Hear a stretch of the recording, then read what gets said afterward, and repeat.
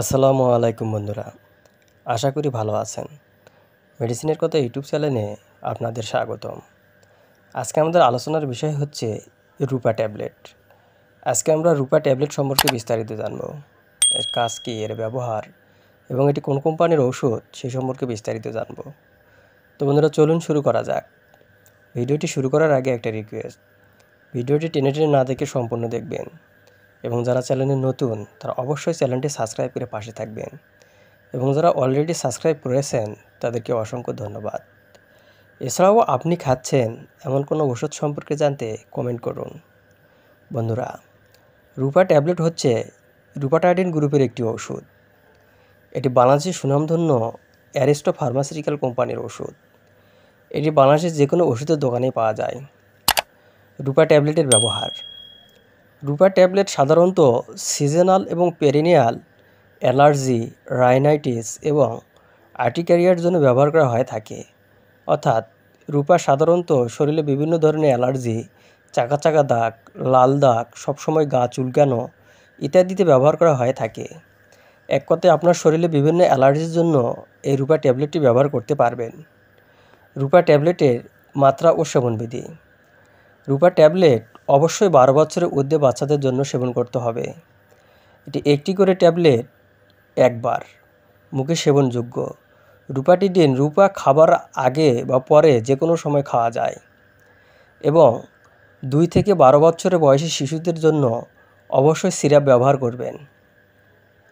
25 KG বা তার বেশি ওজনের শিশুরা প্রতিদিন একবার খাবারের সাথে বা খাবার ছাড়াই ওরাল সলিউশন 1 চামচ অর্থাৎ 5 মিলি গ্রহণ করবে এবং 10 কেজি থেকে বেশি ওজন, 25 কেজি থেকে কম ওজনের বাচ্চাদের প্রতিদিন একবার খাবারের সাথে বা খাবার ছাড়াই হাফ চামচ অর্থাৎ 2.5 মিলি ওরাল সলিউশন খাবে।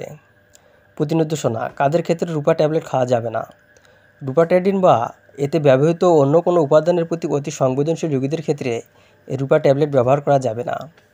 রূপা ট্যাবলেটের পার্শ্ব প্রতিক্রিয়া: সাধারণত দুর্বলতা, মাথা ঘোরা, তন্দ্রাচ্ছন্নতা, অস্বাভাবিক ক্ষুধাবৃদ্ধি, জয়েন্টে ব্যথা, পিঠে ব্যথা, মনোযোগহীনতা, কোষ্ঠকাঠিন্য, কাশি, ডায়রিয়া, গলা সূক্ষ্মতা, নাক হইতে রক্তক্ষরণ, জ্বর, পরিপাকতন্ত্রে অস্বস্তি, সংক্রমণের ঝুঁকি, বিরক্তি, অসুস্থবোধ, পেশির ব্যথা, নাকের সূক্ষ্মতা, বমি বমি ভাব, ওরোফ্যারেঞ্জিয়াল ব্যথা, ফুসকুড়ি, তৃষ্ণা, বমি, ওজন বৃদ্ধি।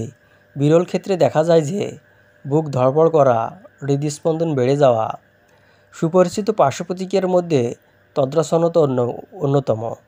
দুর্ঘটনাবশত অতিমাত্রায় সেবন করে ফেললে প্রতিক্রিয়া অনুযায়ী চিকিৎসা ও আনুষঙ্গিক ব্যবস্থা গ্রহণ করা উচিত।